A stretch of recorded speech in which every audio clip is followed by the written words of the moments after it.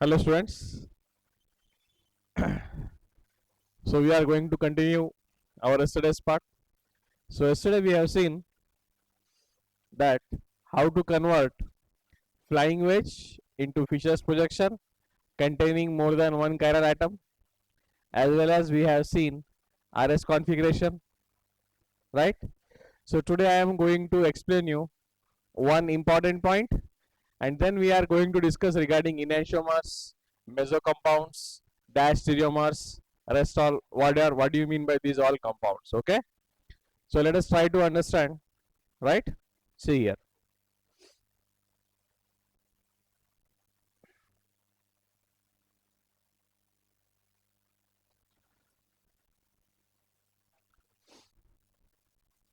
Okay, look here, right?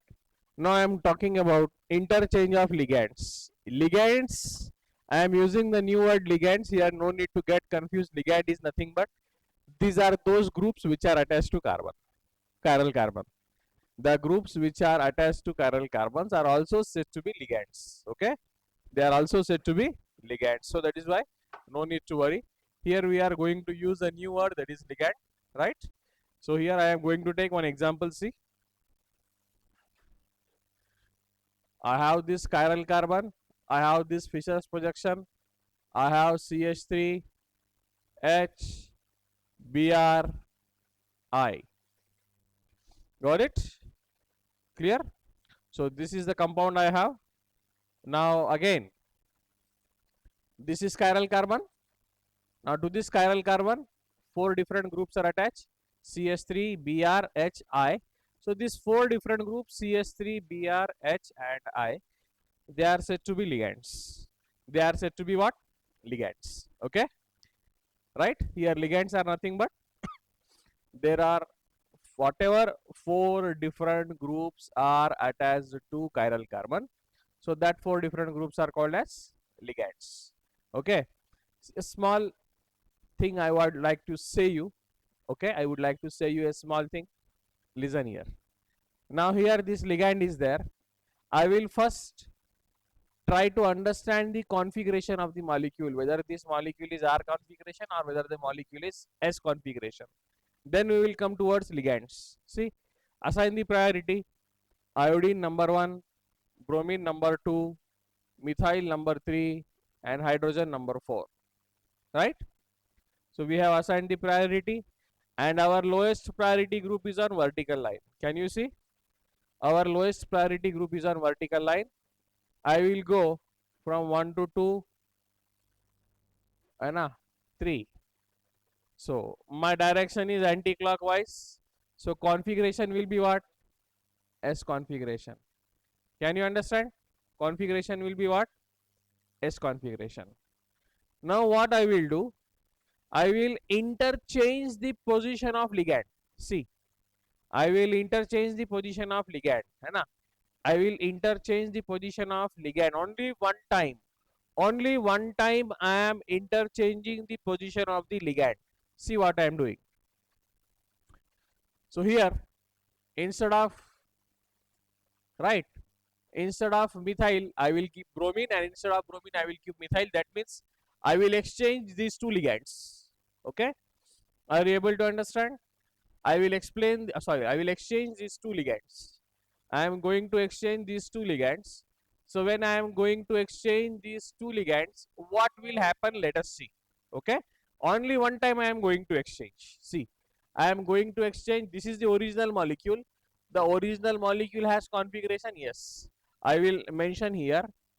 This is the original molecule. This is the original molecule. Now what I am going to do? Now I am going to exchange the position of ligand only one time. Only I am going to exchange the position of ligand only one time. So here exchange I am going to do is between CH3 and Br. है ना? What I am going to do? I am going to explain or exchange, sorry, I am going to exchange the position of ligands. So CH3 and Br. In place of CH3, I will write Br. In place of Br, I will write CH3. In between these two, I am going to exchange the position of ligands. So if I am exchanging the position of ligands, see what happens. I am exchanging the position of ligands. See, here I will write Br, here I will write CH3, here H, here I. Okay, see here. Now let us see. After exchanging the ligands, है ना? You call it as an interchange or you call it as an exchange. Okay, I have changed the position of ligands. Okay, now let us give the priority. First, second, third, fourth. Right? I have assigned the priority. Now see, go from 1 to 3 via 2. See, I have moved from 1 to 2. Right? 1 to 3 via 2. Now what is the direction? Clockwise. And lowest priority group is at the vertical line. Right? The direction is clockwise and lowest priority group is at vertical line. है ना? है ना? मग काय येईल बेटा हे? So this will be R configuration. बघा. This will be what? R configuration. ठीक आहे? राईट. बघा. मी याच्यात कितीदा एक्सचेंज केला? फक्त एक वेळेस एक्सचेंज केला. I have exchange only one time. Original molecule मध्ये मी फक्त एकदा एक्सचेंज केला. बीआर च्या ठिकाणी CS3 आणि CS3 च्या ठिकाणी बीआर केला. आहे ना? आता मी काय करतो? अजून एकदा एक्सचेंज करतो. Right? One more time I will exchange. है ना? बघा आता मी काय करतोय? बीआर च्या ठिकाणी आय ठेवतो, आय च्या ठिकाणी बीआर ठेवतो. है ना? बघा. बघा बेटा मी काय करतोय? आयच्या ठिकाणी बीआर ठेवतो, बीआरच्या ठिकाणी आय ठेवतो. काय येईल बघा?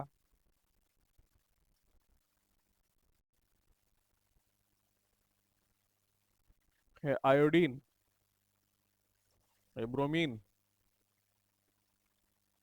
हे CH3, हे H, हे 1, हे 2, हे 3, हे 4. Right? Again go 1 2 3 via 2. भेटताय बेटा? बघा डायरेक्शन काय? अँटी क्लॉकवाईज आहे आणि लोएस्ट प्रायोरिटी ग्रुप वर्टिकलला आहे. तर कॉन्फिगरेशन काय? S configuration. S configuration. है ना? मला याच्यावरून सांगायचं काय बेटा? मला याच्यावरून हा स्टेटमेंट सांगायचं, ऐकून घ्या बेटा. मला या गोष्टींवरून हे स्टेटमेंट सांगायचं आहे की जर ओरिजिनल मॉलिक्यूल मध्ये ऑड टाइम्स जर तुम्ही इंटरचेंज केलात, ऑड टाइम्स म्हणलं मी, odd number 1 time, 3 time, 5 time, 7 time, 9 times, this is called as what? Odd exchange. है ना? Odd times interchange. है ना? आता बघा मी इथं काय केलं? हा ओरिजिनल मॉलिक्यूल आहे, दिसतंय बेटा? आता इथं एकदा एक्सचेंज केला. एकदा एक्सचेंज केला म्हणजे ऑड नंबर आहे. याला म्हणतो आपण ऑड इंटरचेंज. काय म्हणतो याला? Odd interchange. आहे ना?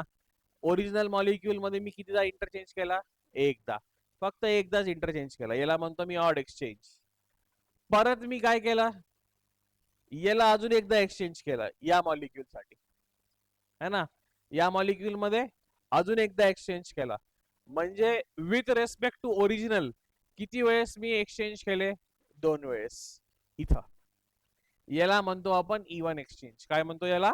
Even exchange. बेटा बघा, हा आहे इवन इंटरचेंज. हा आहे ऑड इंटरचेंज.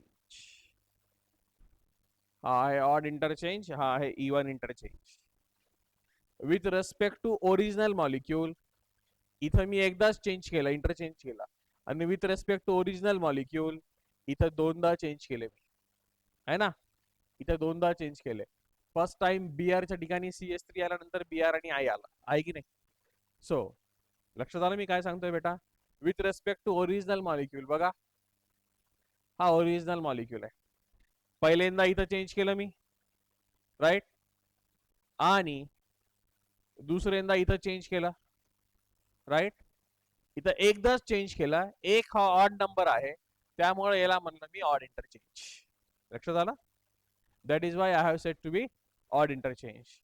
आणि इथं दोनदा इंटरचेंज झालं, त्यामुळे याला म्हणलं, किंवा दुसऱ्यांदा इंटरचेंज झालं, त्यामुळे याला म्हणलं even interchange. Are you able to understand? Okay. इथं पहिल्यांदा इंटरचेंज झाला, इथं दुसऱ्यांदा इंटरचेंज झाला, इथं फर्स्ट टाइम इंटरचेंज झाला, इथं सेकंड टाइम पण इंटरचेंज झाला. फर्स्ट हा ऑड नंबर आहे, त्यामुळे याला म्हणतो आपण ऑड इंटरचेंज. सेकंड हा इवन नंबर आहे, त्याला आपण म्हणतो इवन इंटरचेंज. ऑड इंटरचेंज आणि इवन इंटरचेंज. लक्षात आलं बेटा मी काय सांगतोय? ओके है ना?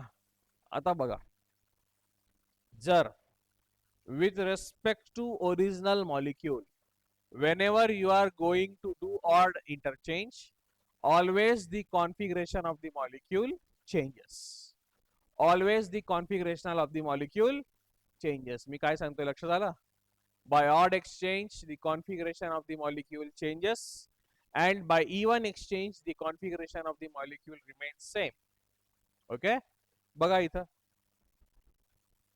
हा एक्झाम्पल मध्ये तुम्हाला ओळखू येतंय बेटा? हा ओरिजिनल मॉलिक्यूल कोणता कॉन्फिगरेशन आहे? S configuration. इथं मी कितीदा एक्सचेंज केला? एकदा. एक हा ऑड नंबर आहे, लगेच कॉन्फिगरेशन काय झालं? आर. एस चा आर झाला. म्हणजे ऑड नंबरनी एक्सचेंज केल्याने कॉन्फिगरेशन ऑफ द मॉलिक्यूल काय होते? चेंज होते. एस असेल तर आर होते, आर असेल तर एस होत जाईल बेटा, राईट? सो है ना, by odd interchanges, odd time interchanges, है ना, मी इथं एकदाच इंटरचेंज केला. इथं काय केलं मी? एकदाच इंटरचेंज केला. एकदाच इंटरचेंज केल्यामुळं कॉन्फिगरेशन ऑफ द मॉलिक्यूल काय झाला? बदलला. एक हा ऑड नंबर आहे, त्यामुळं मी त्याला नाव दिला odd exchange. Okay, clear? So by odd exchange the configuration of the molecule काय झालं? चेंज. इथं एस होतं, ओरिजिनल एस होतं, आता काय आला? आर. आता मी काय केला? With respect to original molecule, इथं दुसऱ्यांदाही चेंज केला मी. पहिल्यांदा याच्यात चेंज केला, दुसऱ्यांदा इथं चेंज केला. म्हणजे टोटल किती वेळेस चेंज केले मी with respect to this molecule? 2 वेळेस चेंज केले. With respect to original molecule, या मॉलिक्यूल मध्ये मी दोनदा इंटरचेंज केला. मग दोनदा इंटरचेंज म्हणजे कोणता इंटरचेंज आहे बेटा? इवन इंटरचेंज आहे. कोणता इंटरचेंज आहे? इवन इंटरचेंज आहे. सो इथं मी इवन इंटरचेंज केलं. आता इवन इंटरचेंज मुळे वापस मॉलिक्यूलचं कॉन्फिगरेशन काय आलं? यस. ओरिजिनल पण यस होतं, इवन नंबर ऑफ इंटरचेंज पण काय येईल? एस. तर इथं एक नोट ऐकून घ्या मी काय सांगतोय. By odd interchange between the ligands, by odd time interchange between the ligands, the configuration of the molecule changes, and by even time exchange of the ligand, the configuration of the molecule remains same. Okay, this is the statement. मला हे एवढं सांगायचं आहे. Clear everybody? Are you able to understand मी काय म्हणतोय? Right? हे आहे काय? हा एक नोट, ठीक आहे? या नोटच्या फॉर्म मध्ये लिहून घ्या, किंवा लक्षात ठेवा, तुमच्याकडे पीडीएफ मध्ये दिलेला आहे ऑलरेडी, की by odd time exchange of ligands the configuration of the molecule changes, by even time exchange of ligands the configuration of the molecule remains same. अजून एक एक्झाम्पल करून बघूया. हा तुम्हाला पटते का बघा? हा ओरिजिनल मॉलिक्यूल बेटा, बघा बेटा, C2H5 OH NH2H, ठीक आहे? याला आता मी दोन इंटरचेंज करतो, ऑड आणि इवन दोन्ही तुम्हाला करून दाखवतो. सगळ्यात पहिले है ना, एक एक्सचेंज करूया या दोन्ही मध्ये, या दोन्ही मध्ये एक्सचेंज करूया. हा पहिल्यांदा इंटरचेंज केला मी, बघा काय येईल इथं? OH C2H5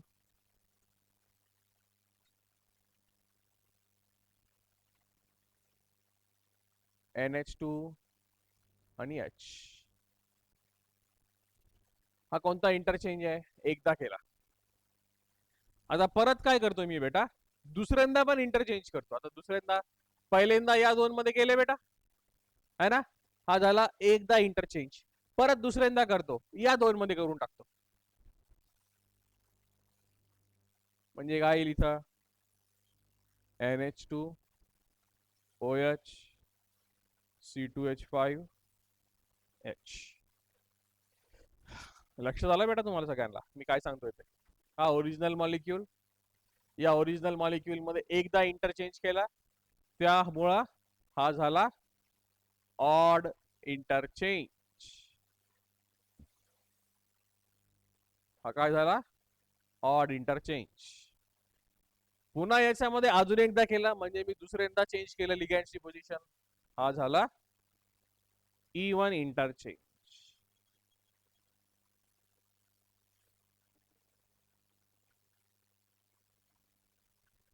लक्षात आलं बेटा? राईट. हा झाला ऑड इंटरचेंज, हा झाला E1 interchange. Clear? Odd interchange आणि E1 इंटरचेंज. आता बघू आपण कॉन्फिगरेशन ऑफ द मॉलिक्यूल मध्ये काय फरक पडते because of odd interchange and because of E1 interchange.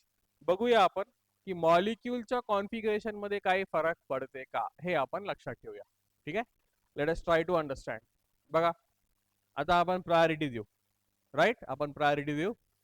हे oxygen first, nitrogen second, carbon third, hydrogen fourth. Right, चला फिरवा. हा डायरेक्शन आहे. कॉन्फिगरेशन काय येईल बेटा? क्लॉकवाइज आहे की अँटी क्लॉकवाइज आहे? बघा हा क्लॉकवाइज आहे. आर कॉन्फिगरेशन क्लॉकवाइज आहे ना बेटा? R configuration. इथेही बघा प्रायोरिटी आता 1 2 3 4. चला रोटेट करा. बघा बेटा कॉन्फिगरेशन काय है ना? लोएस्ट प्रायोरिटी वर्टिकलला आहे. कॉन्फिगरेशन काय बेटा? अँटी क्लॉकवाइज आहे डायरेक्शन, तर कॉन्फिगरेशन काय झालं? यस. ठीक आहे, याचं बघूया. 1 2 3 4. राईट, बघा डायरेक्शन काय बेटा? क्लॉकवाइज आहे. डायरेक्शन क्लॉकवाइज असल्यामुळे कॉन्फिगरेशन काय? आर आहे. राईट, बघा आता तुम्हाला माहिती आहे इथं किती वेळेस एक्सचेंज केला आपण? एकदा, त्यामुळे हे ऑड इंटरचेंज. इथं किती वेळेस एक्सप्लेन केला? अजून एकदा, म्हणजे 2 वेळेस. With respect to this molecule याच्यात एकदा इंटरचेंज केला, with respect to this molecule याच्यात 2 वेळेस इंटरचेंज केले. हा झाला ऑड इंटरचेंज, हा झाला इवन इंटरचेंज. राईट, मग ऑड इंटरचेंज मुळे काय झालं? कॉन्फिगरेशन ऑफ द मॉलिक्यूल बदललं. पहिले कॉन्फिगरेशन ऑफ द मॉलिक्यूल काय होतं? आर, तर आता काय? यस, है ना? आता कॉन्फिगरेशन ऑफ द मॉलिक्यूल काय होतं? पहिले आर, आता काय? यस. नंतर कॉन्फिगरेशन ऑफ द मॉलिक्यूल काय झालं? आर. म्हणजे ऑड इंटरचेंजनी कॉन्फिगरेशन ऑफ द मॉलिक्यूल काय झालं? बदललं. इवन इंटरचेंजनी कॉन्फिगरेशन ऑफ द मॉलिक्यूल काय राहिला? सेम राहिला. लक्षात आलं बेटा? राईट, क्लिअर स्टेटमेंट हा लक्षात आला बेटा? है ना? कि बाय ऑड एक्सचेंज, है ना, by odd exchange the configuration of the molecule always changes, and by even exchange the configuration of the molecule remains unchanged, remains same. Got it? Clear beta? Understood? Is it clear? ठीक आहे बेटा. Okay, clear. आता आपण काय करूया? Okay, आता आपण काय करूया? नेक्स्ट पॉइंट कडे वळूया.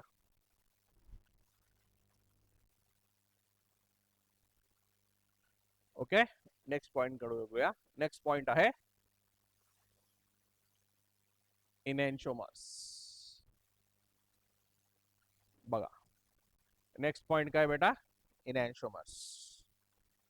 ओके, हा शब्द आहे इनॅन्शोमर्स. राईट, मी तुम्हाला लेक्चरच्या पहिल्यांदा सांगितलं होतं की non super mirror impossible images. लक्षात आहे बेटा? है ना, non super mirror impossible images सांगितलं. राईट, म्हणजे कधी पण एक कंपाऊंड जर दुसऱ्यावर ठेवला, जर ते दोन्ही कंपाऊंड एकसारखे दिसत असतील त्याला आपण म्हणतो सुपर इम्पॉसिबिलिटी. काय म्हणतो आपण? सुपर इम्पोजिबिलिटी आहे ना, आपण सांगितलं होतं की नाही, राईट. सुपर इम्पोजिबिलिटी म्हणजे काय, आपण काय सांगितलं होतं regarding super impossibility? When one compound is kept over the other compound, जर ते दोन्ही कंपाऊंड एकसारखेच दिसत असतील किंवा ते दोन्ही कंपाऊंडला मिळून एकच कंपाऊंड दिसत असेल, तर अशा कंपाऊंडला आपण, असं फिनॉमिनाला आपण काय म्हणतो? सुपर इम्पोजिबिलिटी. काय म्हणतो? सुपर इम्पोजिबिलिटी. जर एक स्ट्रक्चर जर मी दुसऱ्या स्ट्रक्चरवर ठेवला आणि दोन्ही स्ट्रक्चर वेगळे वेगळे दिसू लागले बेटा, आणि दोन्ही स्ट्रक्चर वेगळे वेगळे आणि एकूण एकांचे मिरर इमेज जर दिसू लागले, तर याला आपण म्हणतो non super imposable mirror images. या फिनॉमिनाला काय म्हणतो आपण? Non super mirror imposable images. परत एकदा सांगतोय बेटा, बघा मी काय सांगतोय. माझ्याकडे एक कंपाऊंड आहे, मी दुसरा कंपाऊंड त्याच्यावर ठेवला. जर दोन्ही कंपाऊंड वेगळे वेगळे दिसत असतील, ते दोन कंपाऊंड जर वेगळे वेगळे दिसत असतील आणि ते दोन्ही जर एकूण एकांचे मिरर इमेज जर असतील, तर त्याला आपण काय म्हणतो? Non super imposable mirror images. बघा मी एक एक्झाम्पल दाखवतो, है ना. हा माझ्याकडे एक कंपाऊंड आहे 2-chlorobutain.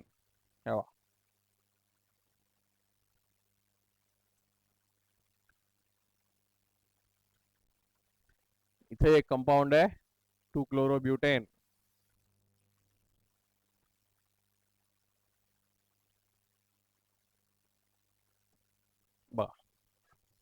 Right? This also contains one chiral carbon. This also contains one chiral carbon. आहे की नाही बेटा?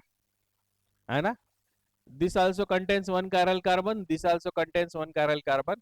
आता तुमचं डोकं लावा, याचं कॉन्फिगरेशन काय आहे ना, याचं कॉन्फिगरेशन काय, आर आहे की एस आहे? बघा, first priority, second priority, third priority आहे ना, first second third.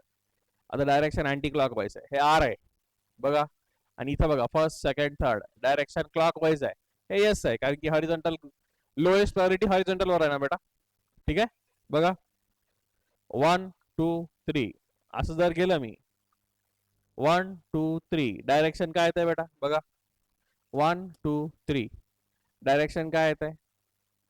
Anti clockwise येतंय बेटा. ठीक आहे, त्यासाठी आर. आणि याचं डायरेक्शन काय येत आहे? क्लॉकवाईज, त्यासाठी यस.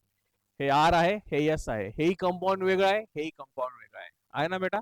आता मी काय करतो बघा बेटा, इमॅजिनेशन थोडं वाढवायचं. मी काय सांगतोय, या कंपाऊंडला उचला आणि याच्यावर ठेवा, या कंपाऊंडला उचला आणि याच्यावर ठेवा. याच्यावर जर ठेवला, C2H5 C2H5 सोबत मर्ज होईल, कार्बन कार्बन सोबत मर्ज होईल, CH3 CH3 सोबत मर्ज होईल. Cl कुठे जाईल? H वर, आणि H कुठे जाईल? हा Cl वर. म्हणजे H आणि Cl हे एकूण एकात मर्ज होतील का? नाही. म्हणूनच हे दोन कंपाऊंड ज्यावेळेस एकूण एकांवर ठेवलं, when this compound is kept on this compound, these two compounds look like different compounds. The two compounds look like what? Different compounds. आणि समजा मी यांच्यामध्ये जर एक मिरर ठेवला, आरसा, if I am keeping a mirror, दिसतंय? तर Cl इथं कोणत्या साईडला आहे? लेफ्ट साईडला, राईट साईडला. इथं कोणत्या साईडला आहे? लेफ्ट साईडला, आहे की नाही? मग हा कंपाऊंड आणि हा कंपाऊंड एकूण एकाचे मिरर इमेज दिसतात की नाही? जर तुम्ही आरशात उभं टाकलात पुढे, तुमचा राईट हँड लेफ्ट होऊन जातो, लेफ्ट हँड राईट होऊन जातो. फ्रंट आणि सॉरी टॉप आणि बॉटम तर सेम असतो. बट ज्यावेळेस तुम्ही आरशा पुढे उभं टाकता बेटा, Wien you stand in front of mirror, your left hand becomes right hand and right hand becomes left hand, or left side becomes right side and right side becomes left side. In the same way, these two compounds are different, है ना. याचं configuration वेगळं आहे, याचं configuration वेगळं आहे बेटा, आहे ना. आताच आपण बघितलं, एकाचं आर आहे, एकाचं एस आहे की नाही. याचं कॉन्फिगरेशन वेगळं आहे, याचं कॉन्फिगरेशन वेगळं आहे. हे दोन्ही कंपाऊंड डिफरंट आहेत, व ते दोन्ही एकूण एकांचे काय आहेत बेटा? मिरर इमेजेस आहेत, है ना. दोन्ही एकूण एकांचे कोणते आहेत? मिरर इमेजेस आहेत. कोणते आहेत? सुपर इम्पोजेबल आहे की non super imposable? They are non super imposable mirror images of each other. They are what? Non super mirror imposable images of each other. So आता बघा मी डेफिनेशन काय सांगतो इनॅन्शिओमरचं, लक्षात घ्या. what I am going to explain the definition of enantiomers. Please try to understand. बघा, हा compound optically active आहे, याच्यात एकच कॅरल कार्बन आहे. हा कंपाऊंड ऑप्टिकली ऍक्टिव्ह आहे, याच्यात एकच कॅरल कार्बन आहे. राईट. तर मी काय सांगतोय लक्षात घ्या. What I am saying, optically active compounds और ऑप्टिकली ऍक्टिव्ह आयसोमर्स. मी काय सांगतोय ऐकून घ्या. Optically active आयसोमर्स which are non-superimposable mirror images of each other, they are called as enantiomers. They are called as what? Enantiomers. हे पण इंडिव्हिज्युअली ऑप्टिकली ऍक्टिव्ह आहे, हे पण इंडिव्हिज्युअली ऑप्टिकली ऍक्टिव्ह आहे.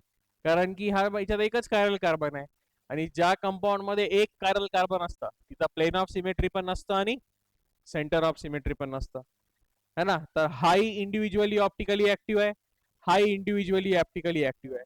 बेटा हे दोन्ही इंडिव्हिज्युअली ऑप्टिकली ऍक्टिव्ह आहे. हा कंपाऊंड आर आहे, हा कंपाऊंड एस आहे. हा कंपाऊंड डिफरंट आहे, हा कंपाऊंड डिफरंट आहे. बेटा दोन्हीची कॉन्फिगरेशन डिफरंट आहे ना. राईट. तर हा कंपाऊंड वेगळा आहे, हा कंपाऊंड वेगळा आहे. हा इंडिव्हिज्युअली ऑप्टिकली ऍक्टिव्ह आहे, हा पण इंडिव्हिज्युअली ऑप्टिकली ऍक्टिव्ह आहे. पण दोन्ही कंपाऊंड मध्ये रिलेशन कसं आहे, जर मी मिरर लावला तर दोन्ही एकमेकांचे मिरर इमेज आहेत, है ना. जर दोन्ही कंपाऊंड मध्ये जर मी आरसा लावला तर एक कंपाऊंड दुसऱ्याचा मिरर इमेज आहे.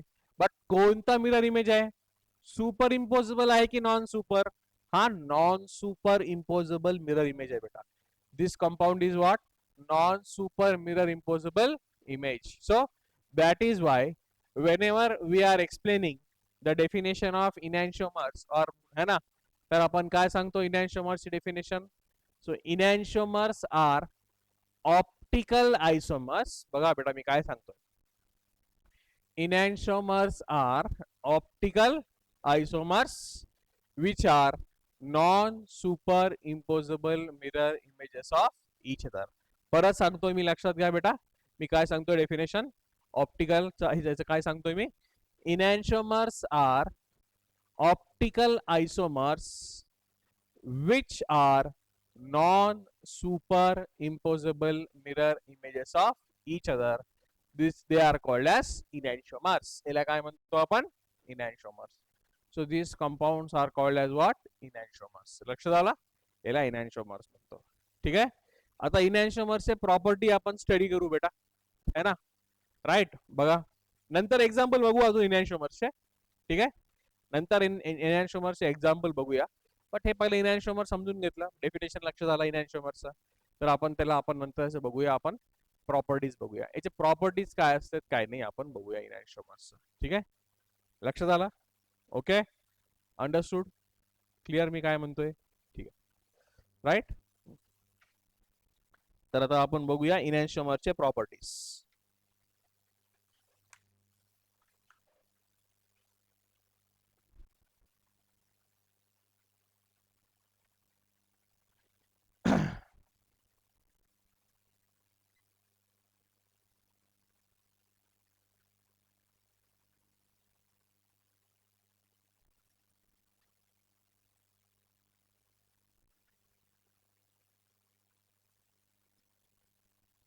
बघा आपण बघतोय next point, properties of what? enantiomers, है ना. हा कंपाऊंड आणि हा कंपाऊंड या दोन्हीला मिळून आपण enantiomers म्हणतो बेटा. राईट. पण हे दोन्ही कंपाऊंड वेगळे वेगळे आहेत हे लक्षात ठेवा. या दोन्हीचं कॉन्फिगरेशन वेगळं आहे हे लक्षात ठेवा.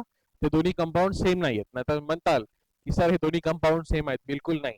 एक आर आहे तर दुसरा एस आहे. लक्षात आलं बेटा. एक डी आहे तर दुसरा एल आहे. एक डेक्स्ट्रो आहे तर दुसरा लिवो आहे. आर म्हणजेच है ना डेक्स्ट्रो, एस म्हणजेच लिवो बेटा. ठीक आहे. राईट. तर लक्षात ठेवा, एक डेक्स्ट्रो आणि एक लिवो आहे, किंवा एक आर आणि एक एस आहे, एक लक्षात ठेवा. ठीक आहे.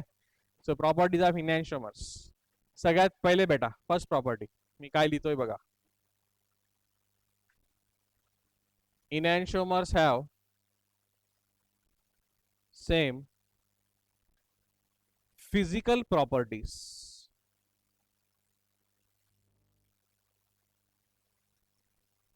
enantiomers have what? Same physical properties. म्हणजे याचा अर्थ काय?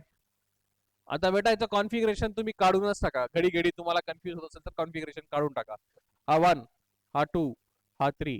हा डायरेक्शन कोणता आहे ना? हा डायरेक्शन कोणता आहे? अँटी क्लॉकवाईज आहे.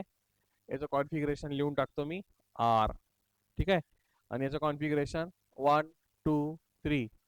ठीक आहे. हा क्लॉकवाईज आहे, हा यस. ठीक आहे. हा आर कंपाऊंड आणि हा एस कंपाऊंड आहे. हा कंपाऊंड वेगळा आहे, हा कंपाऊंड वेगळा आहे बेटा. ठीक आहे. Right.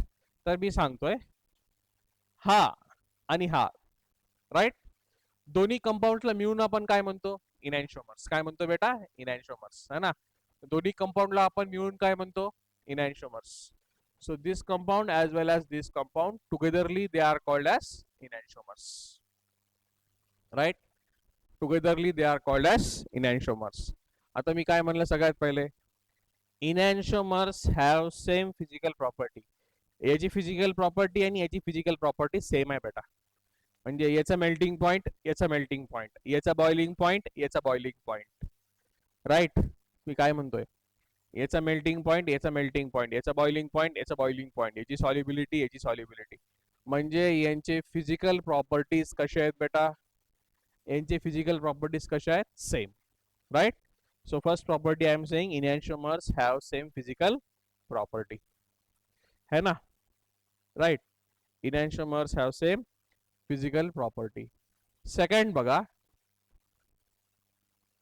enantiomers have same value of specific rotation. Enantiomers have same value of specific rotation, but different in directions.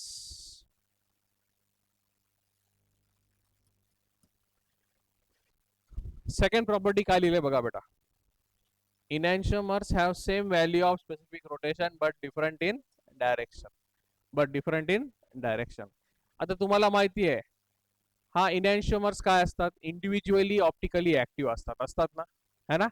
इनॅन्शिओमर्स individually optically active असतात.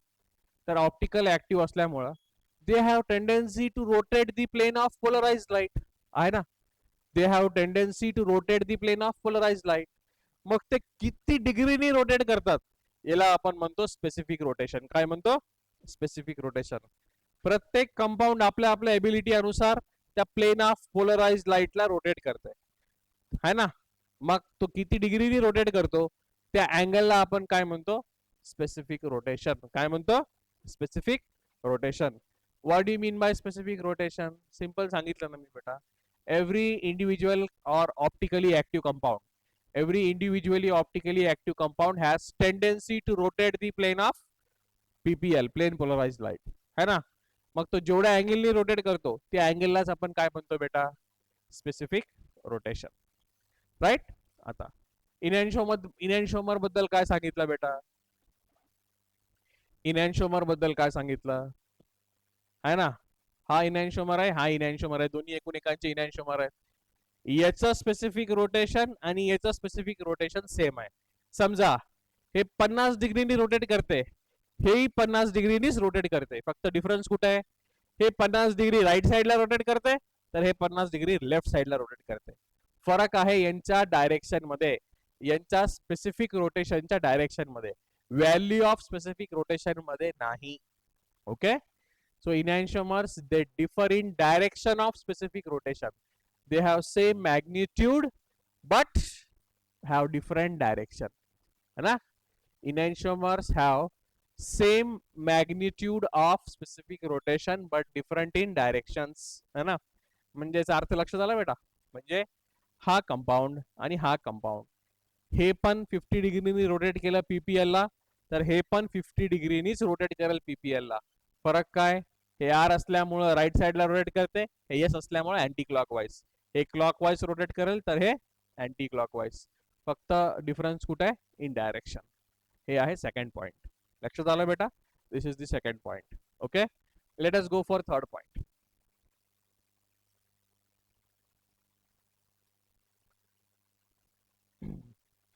Let us go for third point. Okay. Let us go for third point असा आहे बेटा, ठीक आहे, third point असा आहे की we are going to discuss regarding chemical action.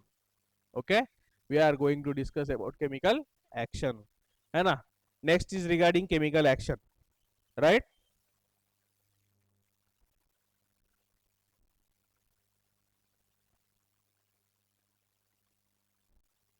Enantiomers have same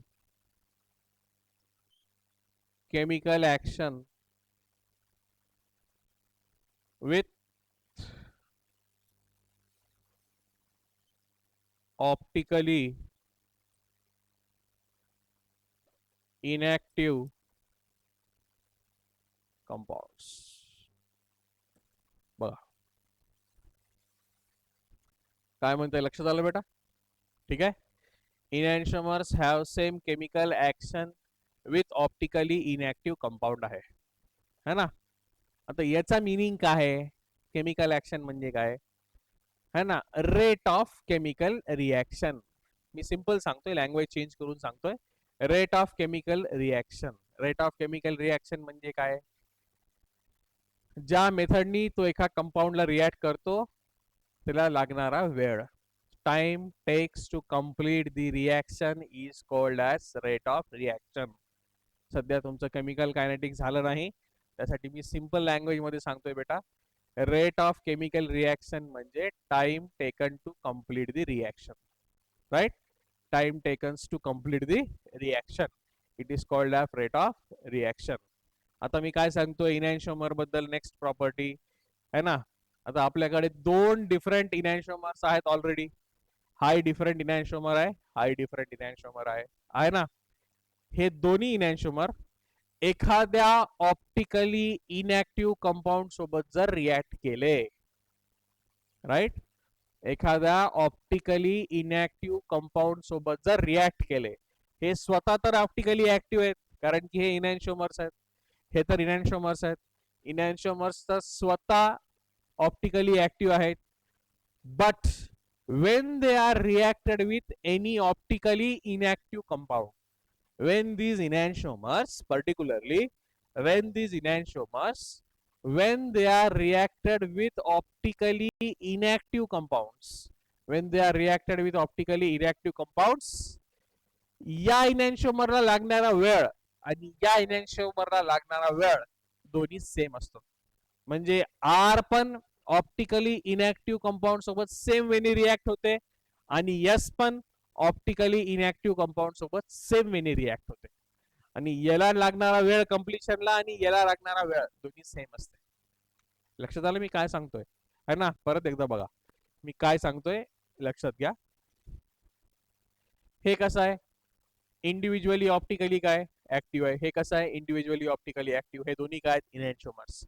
हे इनॅन्शिओमर्स जेव्हा एखाद्या ऑप्टिकली इनॅक्टिव्ह कंपाऊंड सोबत रिॲक्ट करतील, when enantiomers react with optically inactive compound, their rate of chemical reaction is same. म्हणजे R आणि एस त्या optically inactive compound सोबत एकाच पद्धतीने रिॲक्ट करतात आणि रिॲक्शन कंप्लीट करण्यासाठी लागणारा वेळ जो असतो तोही एकच असतो.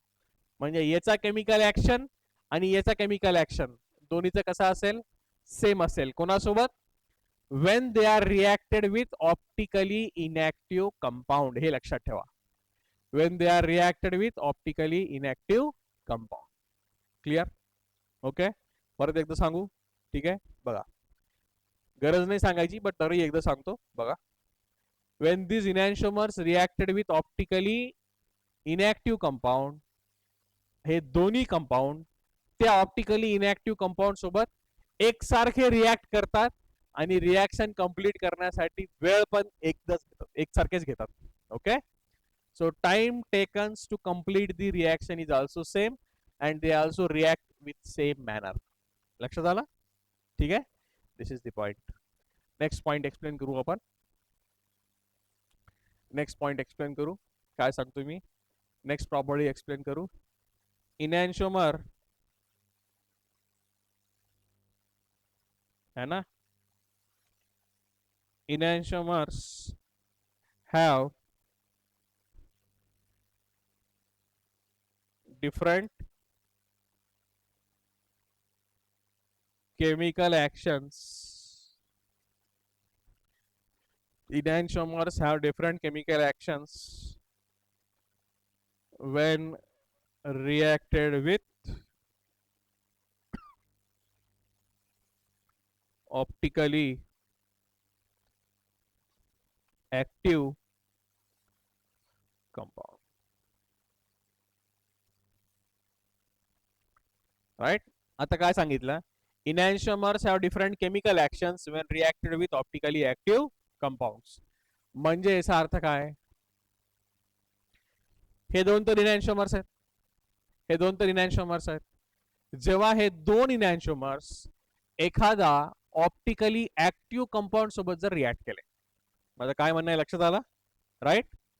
when these enantiomers reacts with any optically active compound, when these react with any optically active compound, दुसऱ्या एखाद्या ऑप्टिकली ऍक्टिव्ह कंपाऊंड सोबत जर रिॲक्ट केलं तर हे वेगळ्या पद्धतीने रिॲक्ट करेल आणि हे वेगळ्या पद्धतीने रिॲक्ट करेल. याला रिॲक्शनला कंप्लीट करणारा वेळ आणि याला रिॲक्शनला कंप्लीट करणारा वेळ हे दोन्ही वेगळं वेगळं असेल. मी परत सांगतोय, लक्षात घ्या. जेव्हा इनॅन्शिओमर्स एखाद्या वेगळ्या ऑप्टिकली ऍक्टिव्ह कंपाऊंड सोबत जर रिॲक्ट करत असेल, है ना, when enantiomers are reacting with optically active compound, then याचं रिॲक्शन त्या कंपाऊंड सोबत आणि याचं रिॲक्शन त्या कंपाऊंड सोबत कसं असेल? डिफरंट असेल. याला लागणारा वेळ आणि याला लागणारा वेळ रिॲक्शन कंप्लीट होण्यासाठी पण कसा असेल? डिफरंट असेल. यालाच आपण म्हणतो rate of chemical actions are different. यालाच काय म्हणतो आपण? Rate of chemical actions are different. The rate of chemical actions are different. लक्षात आलं बेटा मी काय सांगतोय? The rate of chemical actions are different. Right? when enantiomers reacts with optically active compound, so their method of reaction and time taken to complete of reactions are also different. ठीक है? This is the next property. Right? Okay. Next property सांगतो. Equal amount of enantiomers.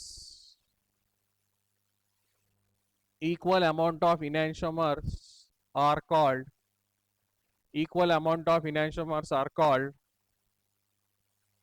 racemic mixture. काय म्हणतो आपण? Equal amount of enantiomers are called as what? racemic mixture. है ना? and पहले sentence complete करतो, पुन्हा लिहितो. and racemic mixture, है ना, and racemic mixture is optically inactive due to external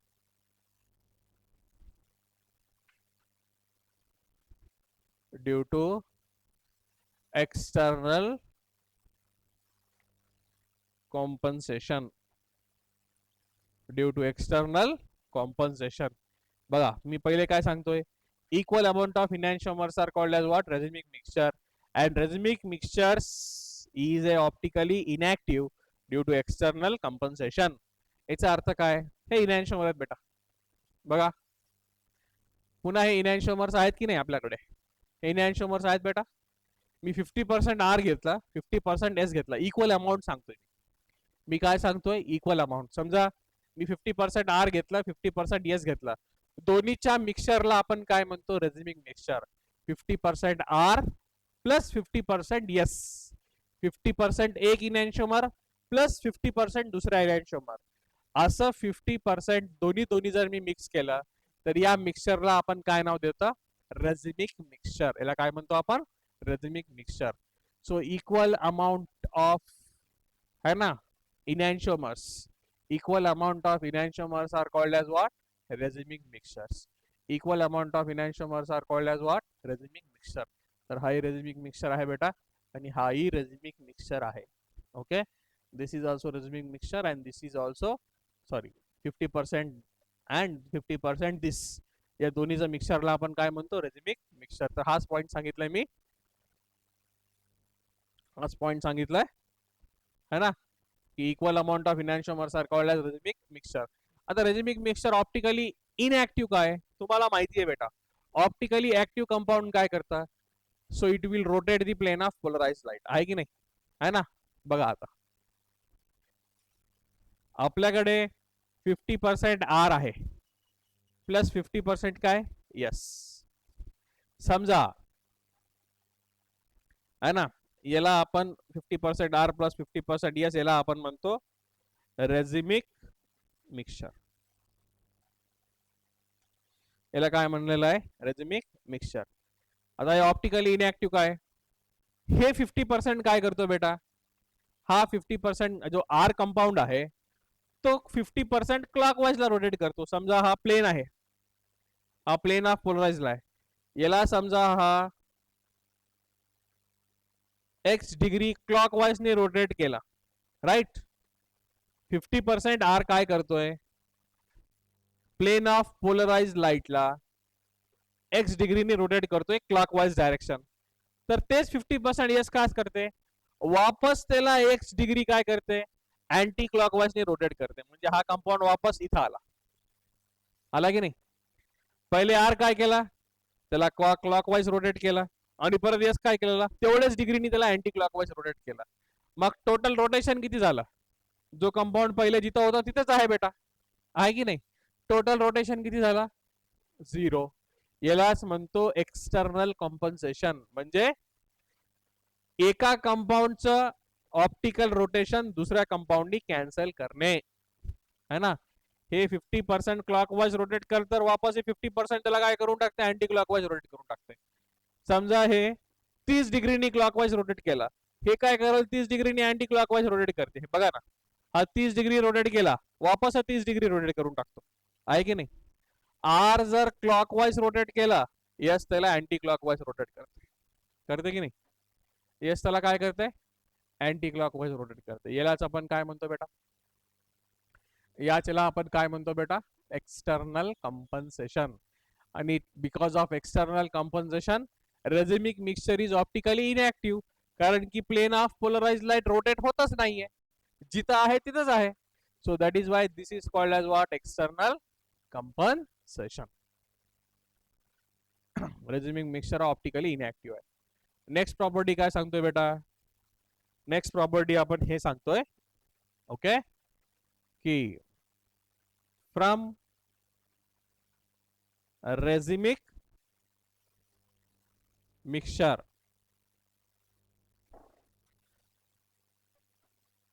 separation of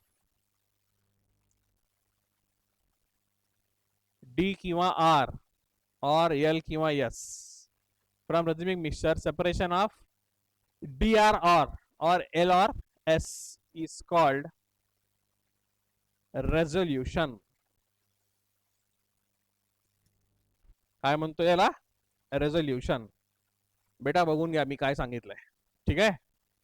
एखाद्या रेझिमिक कंपाऊंड मध्ये, एखाद्या रेझिमिक मिक्सचर मध्ये समजा मला डी किंवा आर बाहेर काढायचं असेल किंवा एस किंवा एल बाहेर काढायचं असेल, ठीक आहे. आर आयसोमर म्हणा किंवा एस आयसोमर किंवा आर कॉन्फिगरेशन म्हणा, आर है ना. रेझिमिक मिक्सचर म्हणजे दोन्ही 50-50 आहे, राईट. मिक्सचर मधून मला एखादा कंपाऊंड जर बाहेर काढायचा असेल, समजा माझ्याकडे एक रेझिमिक मिक्सचर आहे, मला आर बाहेर काढायचं असेल, तर त्या प्रोसेसला काय म्हणतो आपण, रेझोल्युशन. किंवा माझ्याकडे रेझिमिक मिक्सचर आहे, मला एस कॉम्पोनेंट बाहेर काढायचं असेल, त्याला काय म्हणतो आपण, resolution. So this is the property of enantiomers. बघून घ्या बेटा प्रॉपर्टी ऑफ इनॅन्शियोमर्स एकदा, काय काय लिहिलं मी, है ना. सगळ्यात पहिलं काय सांगितलं, इनॅन्शियोमर्स have same physical properties, enantiomers have same value of specific rotation but different in direction, enantiomers have same chemical action with optically inactive compound, है ना. enantiomers have different chemical actions with optically active compound. Equal amount of enantiomers are called racemic mixture and racemic mixtures are optically inactive due to external compensation. And separation of R or S from racemic mixture is called resolution, right. Hope you understood बेटा, है ना. उद्या continue करू आपण इनॅन्शोमर्स वर numerical घेऊ आणि नवीन 2 कंपाऊंड घेऊ, मेसो कंपाऊंड आणि diastereomers. Okay, hope you understood in this lecture, right. I will come back soon to clear your doubts.